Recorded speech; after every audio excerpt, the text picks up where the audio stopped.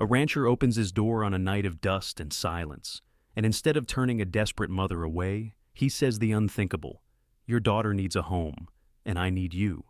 But behind his walls lie shadows of a family lost, a wooden doll clutched in trembling hands, and whispers of a fire that was never just an accident. Flames roar again, a mustang horse dragged from the blaze, a child saved from the smoke, and a woman who dares to raise a gun when death comes knocking. And yet, from the ashes of betrayal and blood, laughter returns, the wild horse runs free, and two broken souls begin to believe. This might finally be home. If this story touched your heart, share your thoughts in the comments. We'd love to hear them. And if you wish for more tales of courage and hope, please subscribe and stay with us. The prairie was dry as bone, its silence broken only by the crunch of tired boots on cracked earth. Dust clung to every breath Clara Monroe took, mixing with the taste of fear and exhaustion. Her once fine auburn hair hung loose, dulled by grit, her cheeks hollow from hunger. 26 years old, she carried the weight of too many choices behind her. But in her arms, she carried something far more fragile. Her daughter. Lila was 4, a thin child with pale skin and soft gray eyes that seemed too wise for her years. Her faded cotton dress was frayed at the hem. Her little hands clutched a scrap of ribbon Clara had tied long ago. She did not cry. The journey had stolen tears from her, leaving only a quiet clinging as she pressed her face into her mother's shoulder. The land around them gave no welcome. A wind-beaten fence half fallen, a barn leaning like it had grown tired of standing, and a ranch house set against the horizon, gray boards scarred by storms.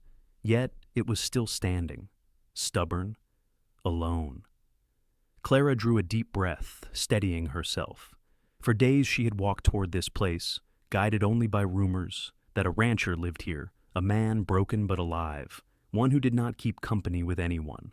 She reached the porch, shifted her child against her chest, and knocked. The sound echoed through the stillness. A pause. Then the scrape of boots across a wooden floor. The door swung open. Jace Callahan filled the frame. 35, tall, broad-shouldered, skin bronzed by years under the prairie sun. His dark hair curled at the temples, his jaw shadowed by stubble. But it was his eyes that struck Clara most. Storm gray, cold and guarded. The eyes of a man who had seen too much and trusted too little. For a long moment, he said nothing, only studied the woman and child before him. Clara forced her voice through dry lips. We've nowhere else to go." Lila lifted her head, her wide gray eyes meeting his. For the briefest instant, Jace's expression faltered, as if something old and painful had been stirred. He could have turned them away. Most men would have. Instead, his voice came quiet, measured, almost like a verdict. "Your daughter needs a home," he said, a pause. "And I need you." The words struck Clara like a blow, not cruel, not kind, but sharp, carrying a weight she could not yet measure. Her grip tightened on Lila. She did not know if she had stepped into safety or into another kind of trap. Jace stepped back, leaving the door open. Clara crossed the threshold. The air inside was thick with the scent of smoke and wood long unpolished. The house was dim, its corners gathering shadow. A table bore the marks of knives and years of meals eaten alone. The hearth smoldered with a tired flame. On the mantel, a lantern and a cracked frame lay turned face down. But what caught Clara's breath were the objects on a shelf, forgotten children's toys.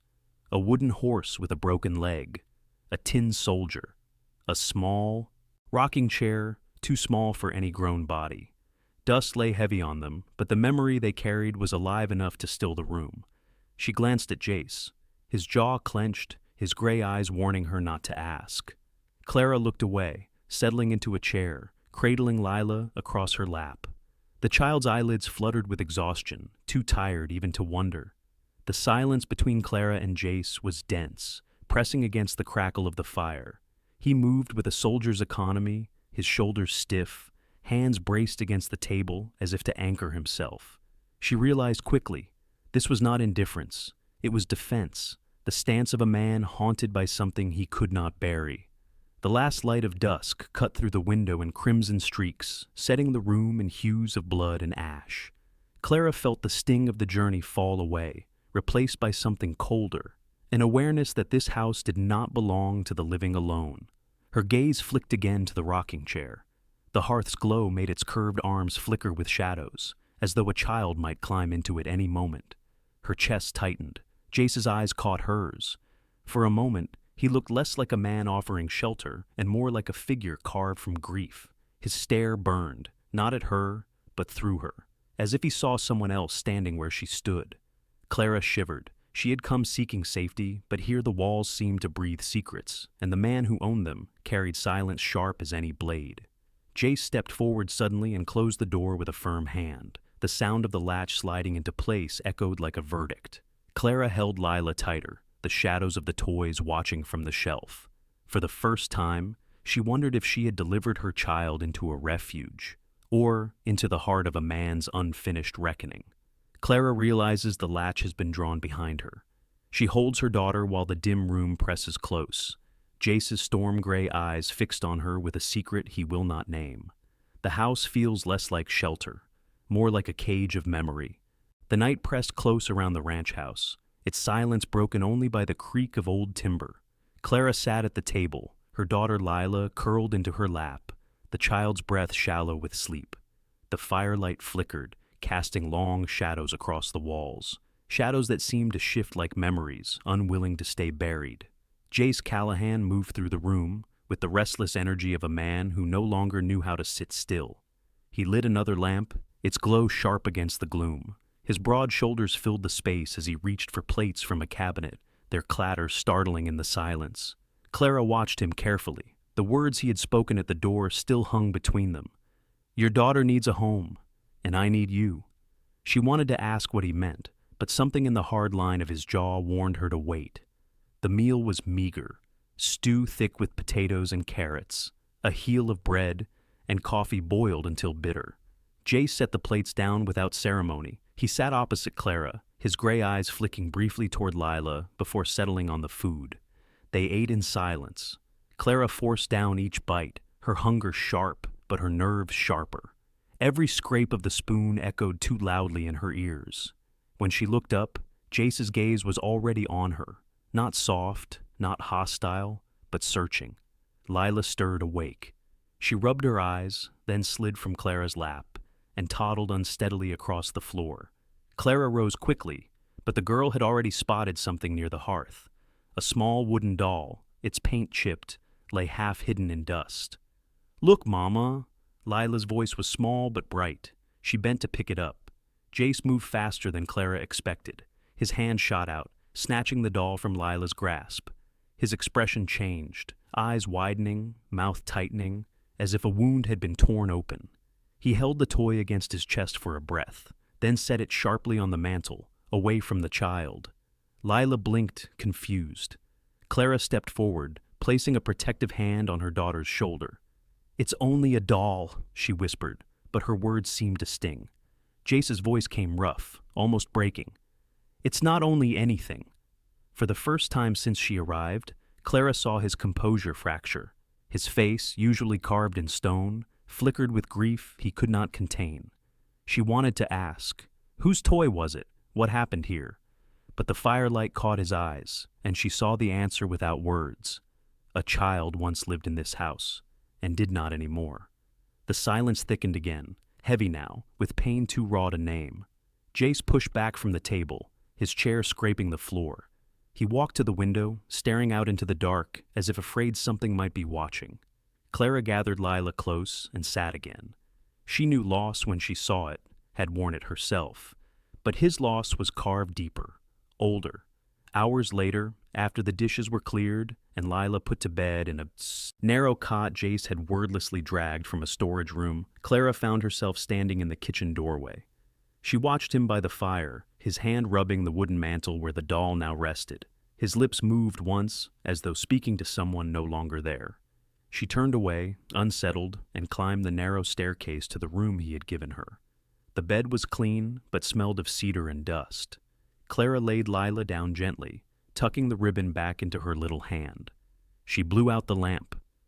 Darkness thickened, save for the faint glow of fire below, seeping through the floorboards. At first, there was silence. Then, footsteps, slow, deliberate, crossing the hallway. Clara froze. The boards creaked outside her door, then stopped. Her pulse quickened. She strained to listen, holding her breath.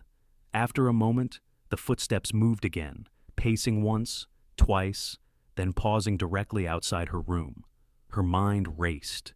Was he guarding or watching? She pulled Lila closer under the covers, her heart hammering with the fear of a woman who had fled too much already. The steps faded away at last, but the unease remained. Sleep never came. Only the rhythm of her daughter's breathing kept her anchored against the weight of the dark. Clara lies awake, clutching Lila, listening as Jace's footsteps circle outside her door through the night.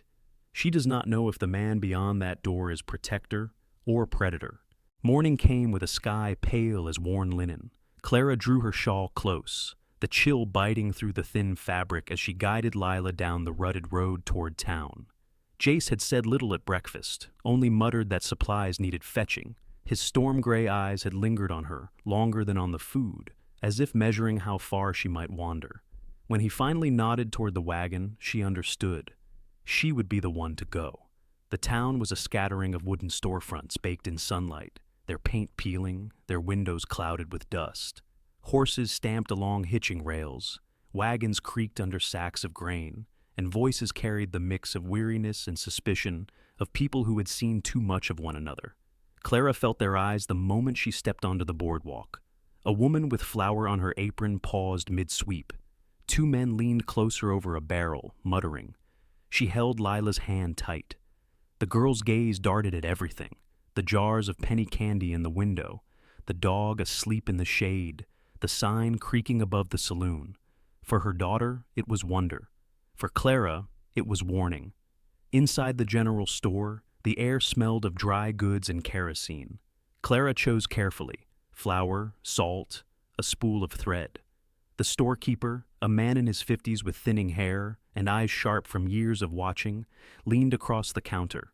His voice was pitched low, heavy with curiosity. "You're staying up at Callahan's place, ain't you?" Clara froze, the spool of thread clutched in her hand. "For a time," she answered cautiously. The man gave a humorless chuckle. "A time's all anyone manages up there." His gaze flicked to Lila, then back to Clara. "Best keep your girl close. Folks say the fire that took his kin weren't no accident. Some reckon Callahan made enemies who don't forget." Clara forced a polite nod, gathered her parcels, and hurried out. But the whispers followed her like smoke. On the street, she caught fragments. Land disputes, the gang, wife and child never found. Each word pressed harder against the unease already planted in her heart. They were halfway back to the ranch when she noticed the rider, a man astride a bay horse, keeping distance yet never straying. His hat brims shaded his face, but Clara felt the weight of his stare. She pulled Lila closer onto the wagon seat, urging the mule faster. The rider followed, steady, patient. At the ridge above the ranch, Jace appeared. He rode Shadow, the black mustang, his posture tall and unyielding. His storm-gray eyes found the stranger first. Without hesitation, he spurred Shadow forward.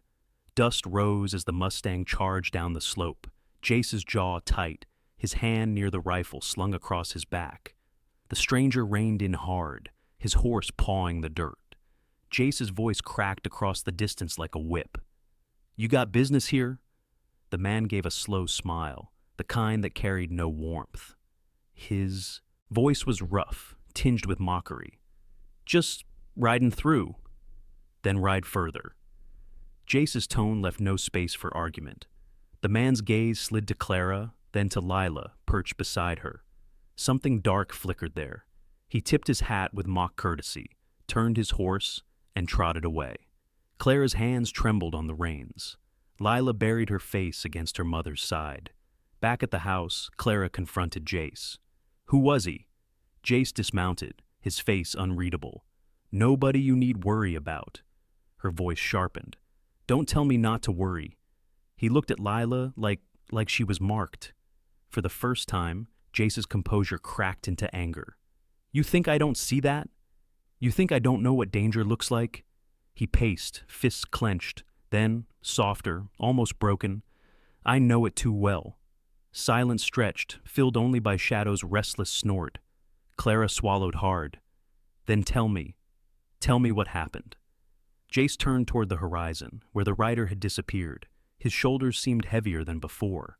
"My wife and son didn't die in that fire," he said quietly. "They were taken." The words struck Clara like cold iron. She waited, but he said no more. That night, when Lila was asleep and the ranch lay under a brittle moon, Clara wandered through the house. She stepped on a loose floorboard in the hallway. The wood groaned. Bending down, she pried gently until the plank lifted. Beneath lay a folded paper, yellowed with time, edges brittle. Her hands shook as she opened it.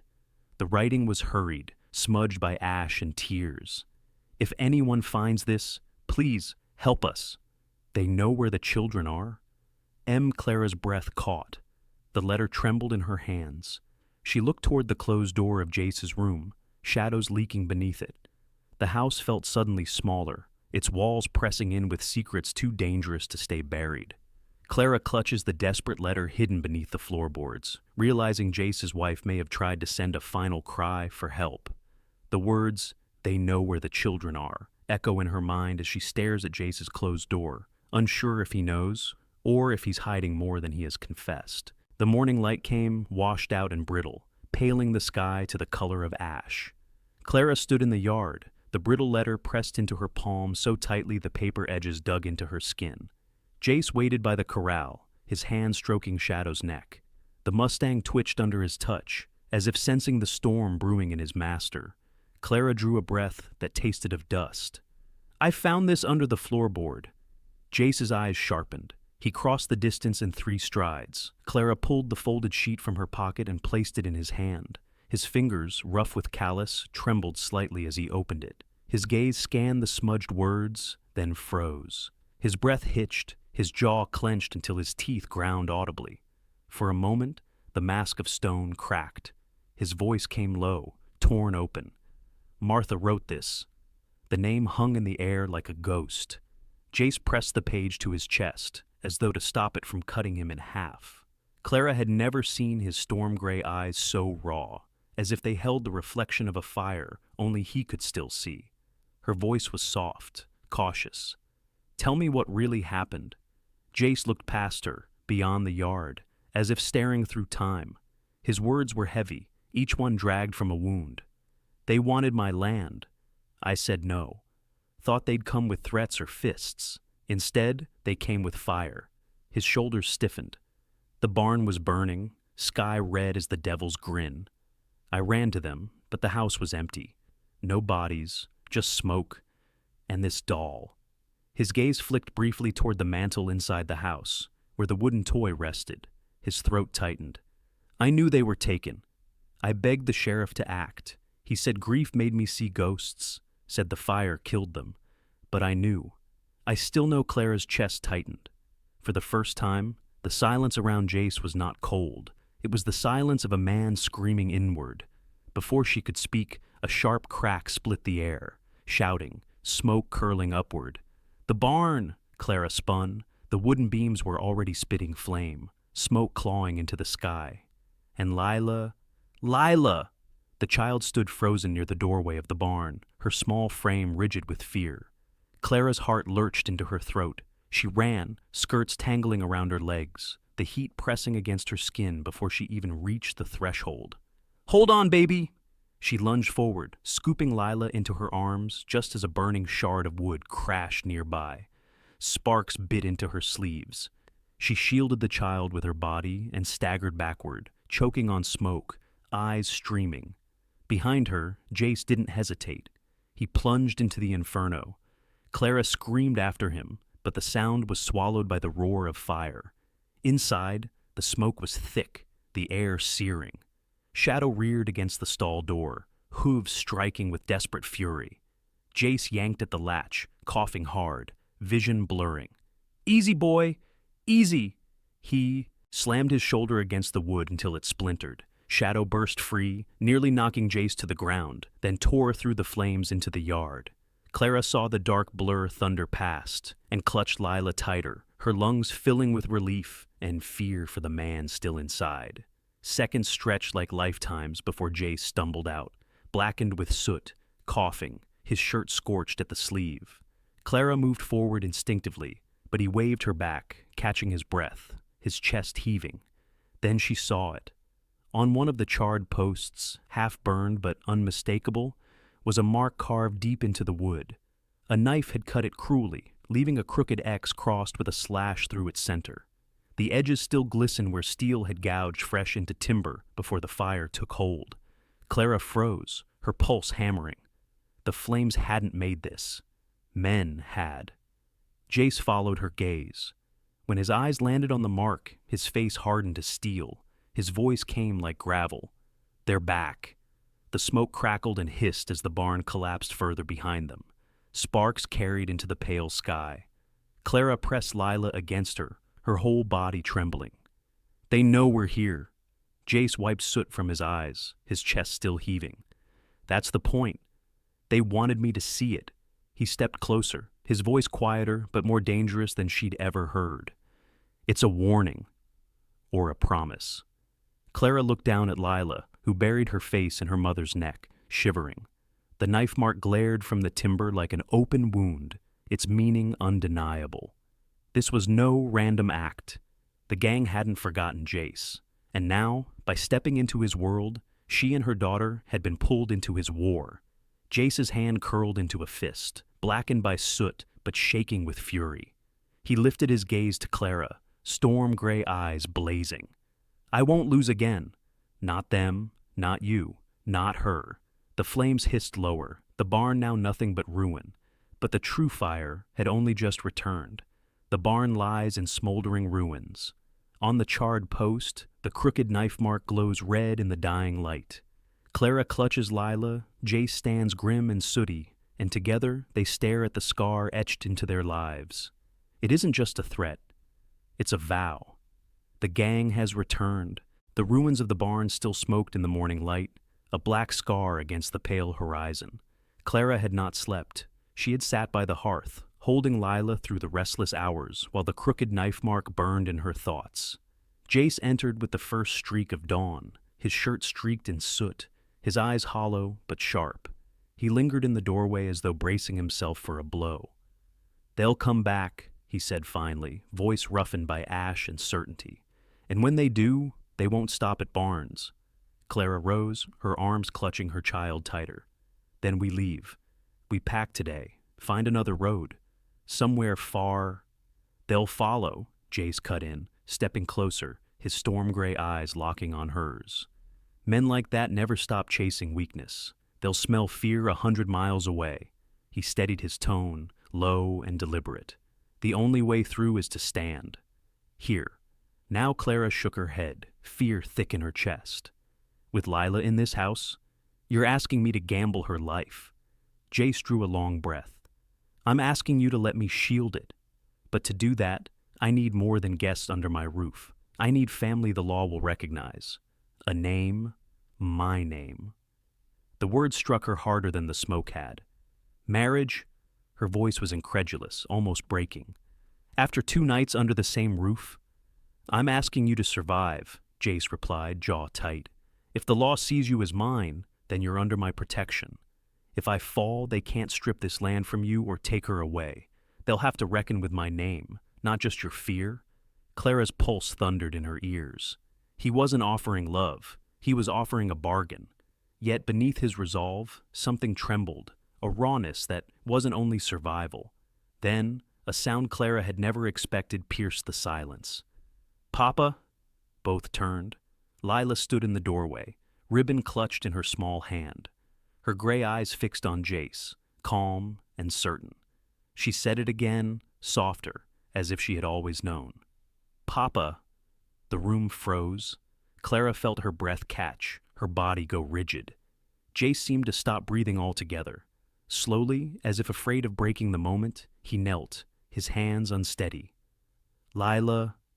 His voice cracked under the weight of the name. The child crossed the space and pressed herself into his arms. His embrace closed around her, instinctive, shaking. For the first time, Clara saw his face soften, his grief and fury colliding into something fragile and human. Clara's eyes blurred. She had run for months with no place to rest. Now, in this charred house, her daughter had found a father, the moment shattered with the thunder of hooves. Outside, dust rose on the ridge. Clara pulled Lila back into her arms, rushing to the window. 6 riders descended, rifles glinting in the sun. The lead man dismounted first, his boots heavy on the dirt. He was broad-shouldered, late 30s, a jagged scar carved across his left cheek. His coat was long, black, dust trailing behind it. His pale blue eyes scanned the yard without warmth, only calculation. Cole Maddox. His reputation had already reached Clara's ears that morning in town, a name spoken with lowered voices. Maddox was the kind of man who carved fear into land and people alike. Callahan. Maddox's voice carried easily, smooth as leather stretched too tight. Still standing on this patch of dirt. I'll give you that. Jay stepped onto the porch, rifle at his side but lowered. His face was unreadable stone. You lit my barn, he said flatly. Maddox shrugged, a grin cutting across his scar. Just a reminder. You said no once. I thought maybe fire would change your answer. But every man's got a price. His gaze slid past Jace, lingering on Clara, framed in the doorway, then on the child in her arms. His grin widened. Maybe now you've learned. Jace's stance hardened. I don't bargain with thieves. Maddox's voice cooled. Then let me make it simple. That land you sit on, it's ours. Either you hand it over, or you watch more than barns burn. The threat hung sharp in the air. Clara clutched Lila so tight the child whimpered. You touch them, Jace growled, stepping forward, and I'll put you in the ground. The yard thickened with silence. Maddox studied him, then chuckled. One night, Callahan. Tomorrow, you hand me the deed, or the dirt here gets watered with blood. Yours, hers. The little ones? Clara gasped, pulling Lila back into the house. Maddox tipped his hat mockingly, then swung into his saddle. His riders wheeled their horses and thundered away, leaving only dust and the echo of their promise. Inside, Clara's hands shook. He means it. He'll come for us. Jace closed the door with deliberate calm, though his chest rose and fell hard. He crossed to the mantel, took down the rifle, and laid it on the table. The steel gleamed under the lamplight. We don't wait for him, he said. His voice was steady now, like a man resolved. He began sliding shells into the chamber. Tomorrow, we fight. No surrender, no running. Clara's heart pounded as she sank into the chair opposite him, holding her daughter against her chest. Jace worked in silence, his hands methodical, his eyes lit with a fire Clara had not seen before. Not just fury, but a vow. The house filled with the soft click of bullets loading, a sound louder than thunder in the quiet room. Clara looked at her child, then at the man across the table. Between them lay a bargain sealed not with paper, but with blood waiting to be spilled.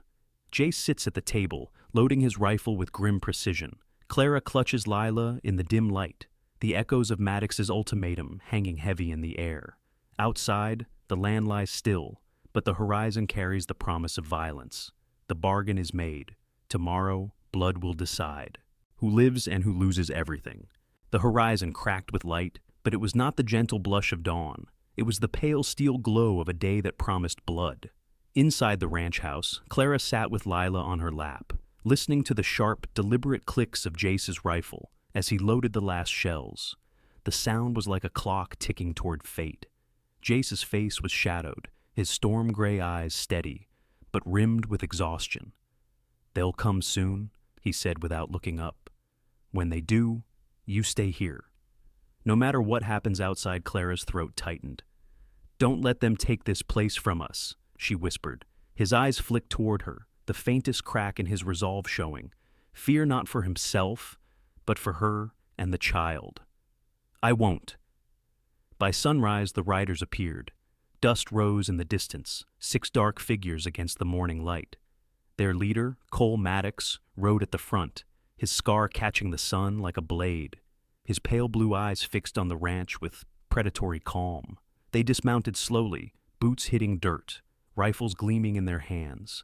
Maddox strode forward, long coat trailing behind him, every step measured. "Callahan!" His voice carried across the yard, smooth as snake oil and twice as poisonous. "Time's up. You got my deed, or you got your grave." Jace stepped out onto the porch, rifle in hand. His stance was solid, though Clara, watching from the window, saw the tension rippling through his shoulders. "You'll take nothing here but lead," he answered. Maddox's smile curled. "Then, let's see who bleeds first." The first gunshot cracked the silence open. The yard exploded into chaos. Horses reared, rifles fired, dust and smoke swirling in the dawn light. Jace fired from the porch, dropping one rider clean from his saddle. Another man spun back clutching his shoulder, blood darkening his coat. Clara ducked low with Lila, as bullets shattered glass, splinters flying through the room. Her chest heaved, fear clawing her insides, but somewhere under it, a stubborn fire burned. Jace leapt from the porch, rolled behind a trough, and fired again. Each shot precise, unrelenting, but Maddox kept advancing, calm amidst the fury, his eyes locked on the house. He raised his rifle, aimed straight at Jace. Clara's body moved before thought. She snatched the revolver Jace had left on the mantel, her hands trembling, but her aim steady enough. She stepped into the doorway and pulled the trigger. The shot tore through the morning. Maddox jerked sideways, his coat slashed open by the bullet. His pale eyes widened in shock before narrowing with rage. "You'll regret that," he hissed, raising his gun. Before he could fire, Jace surged forward, tackling him off his feet. They crashed into the dirt, fists and blades flashing. Maddox slashed, the knife tearing a shallow cut across Jace's arm. Jace roared, landing a blow that split the scarred man's lip.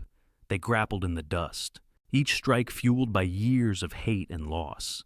Maddox's blade pressed close to Jace's throat before Jace twisted his wrist, wrenching the knife free. He held it against Maddox's neck, storm-gray eyes blazing. Breath ragged, Jace growled, "This land, this family, not yours. Never yours." For a heartbeat, the yard held still. Clara, clutching Lila, watched as if the whole world teetered on the edge of Jace's blade. Then, instead of ending it, Jace drew the knife back and shoved Maddox into the dirt. Blood welled from a shallow cut across the outlaw's neck. A mark, but not the end. "You go," Jace spat, "and you tell the rest. Come back, and you don't leave alive." Maddox staggered to his feet, clutching his side. His pale eyes burned with rage and humiliation. He mounted his horse, his remaining men rallying around him. With a final glare, he spat into the dirt and wheeled his horse away. The gang thundered off, their dust trail fading over the ridge. Silence settled heavy, broken only by Shadow's restless snort in the corral and the last crackle of rifle smoke. Clara rushed forward, Lila in her arms, and dropped to her knees beside Jace. His arm bled freely, his chest heaved with exhaustion, but he was still standing. She pressed her hands to his wound, tears streaking her face. "You're hurt." "I'm here," Jace said, voice hoarse. His eyes softened as they fell on Lila. The child reached out, her small fingers gripping his soot-streaked hand. "Papa," she whispered. The word stilled him. For years he had lived with silence, with ashes and shadows. Now, in one fragile syllable, he felt something anchor him to life again. Weeks passed. The ranch bore scars, blackened earth where the barn had burned, bullet holes in the porch beams. But it stood, and so did they. A new barn rose slowly, beam by beam, the smell of fresh-cut pine replacing smoke. Shadow grazed calmly nearby, his coat gleaming once more under the summer sun. Inside, the house no longer felt haunted. The air carried warmth, filled with the rhythm of Clara's sewing, Lila's laughter, and Jace's quiet voice reading from his ledger. One evening, as twilight painted the sky gold, Jace sat by the table, bandaged arm resting across the wood. He opened the old ledger and wrote slowly, his hand unsteady, but his words sure. "Sometimes," he murmured, "we don't rescue them. They rescue us." Clara looked up from her stitching, her eyes meeting his. Lila, playing with the wooden doll, climbed into his lap, her small head resting against his chest. Jace held her close, the firelight soft on his face. For the first time in years, the silence in the ranch house was not empty. It was full of voices, of warmth, of home. And outside, as the last light faded over the prairie, the land seemed to breathe again. The prairie stretched quiet beneath the setting sun, its tall grasses whispering like voices from another time. The ranch bore its scars, charred wood, patched fences, bullet marks in the beams, but it also bore new life. The smell of pine from fresh-cut boards mingled with the scent of earth after rain. Jay stood on the porch, Lila perched against his side, her small hand tangled in his. Clara watched them from the doorway, her needle paused mid-stitch. In that stillness, she saw something she had thought lost forever, not just survival, but belonging. As twilight deepened, Jace lifted his eyes to the horizon. Somewhere beyond those ridges lay the ghosts of a past he could not change. But here, within these walls, with Clara's quiet strength and Lila's laughter echoing through the rooms, he had found something worth guarding again.